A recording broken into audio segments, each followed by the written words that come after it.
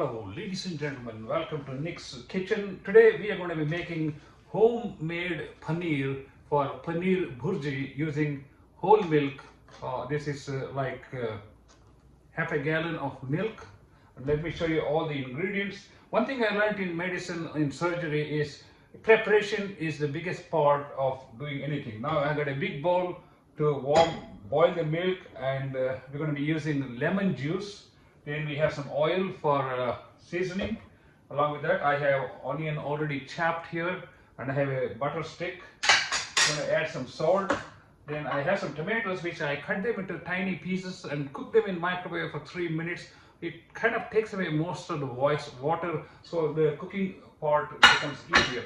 Then we have the haldi here, then we have the sesame seeds, then we have the fennel seeds, and of course star anise. We have all these little spices, and I already talked about these spices which I have here. It's a mixture of coriander powder, chili powder, garlic, salt, along with garam masala and Kashmiri chili powder and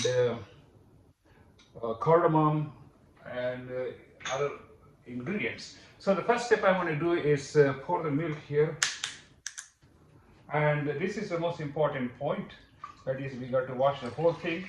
It looks like a whole gallon of milk, but let me tell you, once we drain it, more than 70% of will be water. As a result, we're going to be left with pretty small quantity of homemade paneer. So now the milk is, I'm going to put the milk on high heat. We have a gas stove here. Yes, the gas stove is on. Now I have to carefully wash this and make sure that it is not just overspilling. If it is, then I have to cut down the heat. I actually buy this lemon juice from Indian stores, from Kroger, American stores, which is real lemon juice, 100% concentrated, and then I can just put as much as I want until the milk begins to form a curd. This may take some time. In the meantime, I can add some salt, because paneer is going to be a salty preparation. It's not like a coffee, which is sweet. So I'm going to add a little salt that might speed up the process. And let's keep stirring this so it doesn't become too clumpy or sticking to the steel bowl. I have a steel bowl, nice bowl here, and then I have a cheesecloth, as it is called here in America, or like a strain cloth, and we are going to use that one to strain and remove all the water. Some people use citric acid. Then if you use citric acid, it's going to be pretty acidic, so you have to wash it with water. But if you use lemon juice, which is fine, because for most seasoning I use lemon juice, so I don't need to remove the lemon juice. Here I have a bowl where I'm going to be putting some olive oil, vegetable olive oil, and then season the onions, add tomatoes, add all the spices and condiments, and then we're going to add that freshly made paneer, and then mix it nicely so it becomes just like fluffy, like a scrambled eggs. We don't want it too watery, we don't want it too kind of slimy. I would like to see it sort of like scrambled eggs, to say. While the milk is boiling, let me show you my other ingredients which I'm going to be using for today's preparation. I'm going to be using flour tortilla, which I brought from Kroger, like 20 of these flour tortillas. And this is flour tortilla. It's just like chapati, very soft and delicate, freshly made every day. And also I have some sour cream, and I also have some Mexican pickle, little onions, tomatoes, and green chilies, and that will make it like a fajita. So just like you have chicken fajita or lamb fajita, now we're going to be making Paneer Bhurji fajita. So that's our ultimate goal. So let's keep these ingredients here. One of the tricks you can do is like tomatoes, onions, and all these things. You cut them into small chopped pieces and cook them in microwave for 3 to 5 minutes. So it removes like 50, 60, 70% of the water, so that your seasoning process becomes much easier and quicker. And I found it to be extremely useful. That's what I have done for my tomatoes here, which I chopped into small pieces. and cooked in the microwave for 3 minutes. See, most of the water is gone except it's left a tomato. So right now the sound you'll hear is where I am sort of cooking the onions, chopped onions, for about 3 minutes in the microwave. You can go up to 3 minutes to 5 minutes. So these are all some cooking tips which help to do multitasking as it is. While the milk is cooking, my tomato is ready, my spices are ready, my straining cloth bowl is all ready, onion is getting ready, and the fajita bread, everything is ready here. All we have to do is get the milk to be converted into paneer. Yeah, I think it's beginning to. Actually, you know, the salt helps to speed up the process of cooking. Like if you put chicken or turkey meat or something, or onions even, they cook faster when you add salt for some reason. I have to figure out a science. I'm a cardiologist, so I need to figure out a scientific reason for that. I think it's beginning to stick to the wall. No, not yet. But it's sticking to the side wall, so that means, you know, we're getting close here. It's forming a crust. At this stage, people also put some butter. So I'm just going to put some margarine. Maybe that will help to speed up the separation oil. As you can see, now the milk is starting to bubble up, and you can see all these bubbles coming up. And as I said, now we got a nice separation, but I'd like to, you know, make it work a little more. Then we'll be able to let it cool off and then strain it. What I would like to do is add some yellow color, because I want to give that nice yellow color to the paneer. So let us add a half a teaspoon of yellow tamarind powder. Of course, you can get all this from Indian stores. Now it's beginning to look almost like a scrambled eggs, doesn't it? And especially when I drain that water, it's going to become sort of like a block, which I can crumble as much as I want, or keep it as solid as I like to. See this? Once I remove, I don't know if you can see it. Once I remove the water, it's going to be totally different. Alright, so that is cooking there, and here I'm going to add some oil here, a little vegetable oil, generous amount of vegetable oil, and let it cook. I think this curd is almost, you see, it is almost done, so I think I'm going to, the water is separated, so I kind of let it cool while I work on the seasoning part. I'm going to turn the heat off on the paneer side, and this is the oil side, so I'm going to put some popping seeds to tell me when the oil is hot enough. And in the meantime, I can also put this some little spices here. I have like the cardamom, cloves. The spices will come in the last. And some jeera, kala jeera. All right.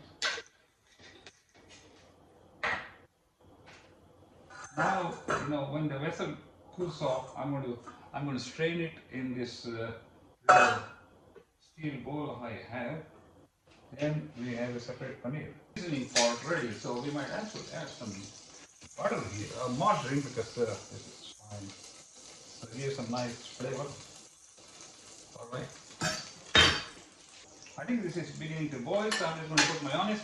And now you see it won't bubble so much compared to when you put the watery fresh onion. It's going to just spurt all over the grill oil. And now see, this is not spurting.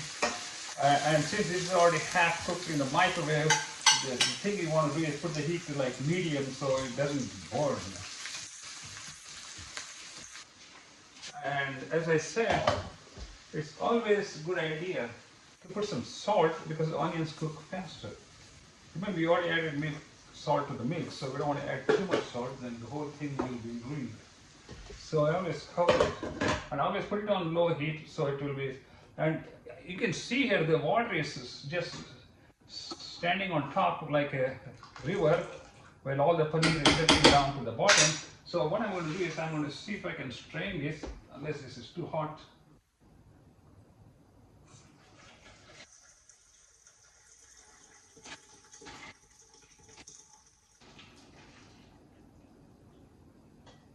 Okay, ladies and gentlemen, there we go.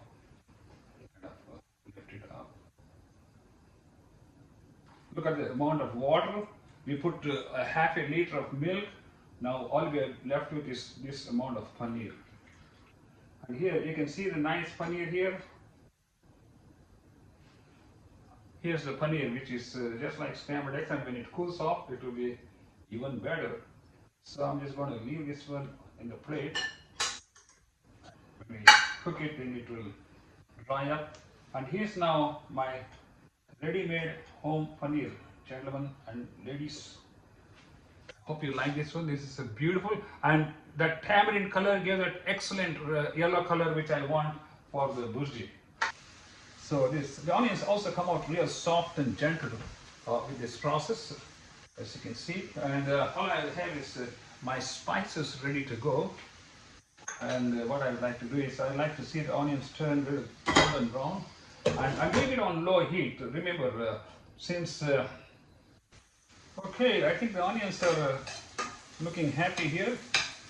Oh, they are smiling. I'll let it turn a little more golden brown. Ooh, I tell you, it looks so delicious. You can just eat paneer without anything else. With little, with maybe this little salsa will give a kick. So let's see now. I think I'm going to add the spices. I'm going to add the tomato. I'm going to add the spices here and let it cook for. Let the spices cook in the oil for at least a minute or two. Some people say leave the last spoon of spices for the final touch. I don't know if it's a grandma's recipe, but anyway, we save some for that. So I'm going to let it cook for another minute or so here, and then we're going to add tomatoes. Make sure that my salt and spices are okay. Then it's just a question of adding the paneer. Now you can see how nicely the spices are cooking. I want the spices to cook in the oil before I add tomato. Of course, my tomato is not that watery, but my onions are already golden brown. That means I have to go on low heat now. From here onwards, it's going to be low heat because all we are doing is mixing of the seasoned ingredients. So now, we're going to add these tomatoes now. We are almost there, gentlemen. I know it's been a long video, but I wanted you to learn some cooking tips with lowest heat. As I said, the tomato was already half cooked, and I'm just kind of letting the tomato soak in the oil and spices and create a nice blend of like a substrate for the paneer. Since we are ready, let's see. Tastes good because it already has some salt. I'm always going to get less salt and then add more if I need to. Okay, now it's almost done here. And let the tomato kind of cook some more. Maybe another minute or two. As I said, if it begins to stick, you can always put some water, you see.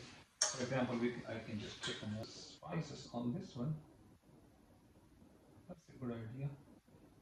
Now it's a matter of mixing the paneer, and that will be the Paneer Bhurji. Okay, ladies and gentlemen, I think we're almost there. Let's get the paneer here and mix it. And hold the cloth so it doesn't come in the way.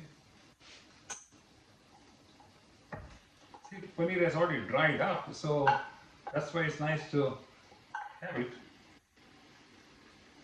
Alright, my paneer is in.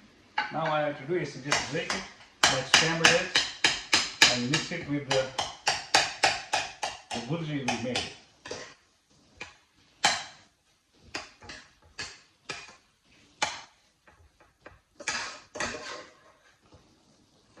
I didn't realize that half a gallon of milk gave only such a small amount of paneer. That means I needed 1 gallon of milk. But you see, this is almost done here. gift to everyone. If you want to do a Paneer Bhurji in your house, this is the recipe you need. Now look at this, gentlemen, how beautiful it looks. You can do this especially for your Indian festivals, because nobody wants to cook meat for Indian festivals. So this is a great opportunity. This is better than just using paneer makhani and all these things, because they are all just rubbery and they are so hard to eat. They're tasteless actually. But this is got a lot of flavor from the tomato, from the onions, all blended with scrambled paneer, and I hope you like it and do this for your Diwali festival. Happy Diwali to every one of you. Bye. I'm Dr. Nik Nikam.